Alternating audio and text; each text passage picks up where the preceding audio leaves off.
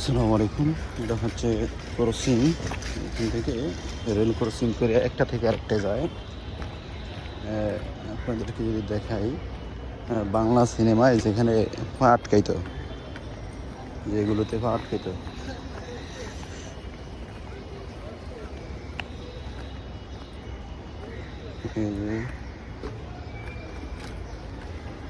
এখান থেকে এসে ট্রেনটা বামে চলে যায়। এই যে দেখেন,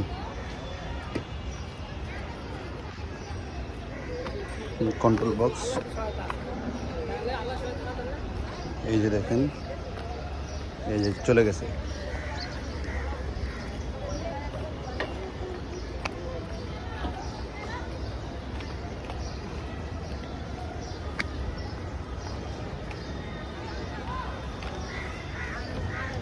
এই যে এখান থেকে এসে এক লাইন থেকে আরেক লাইনে চলে গেছে।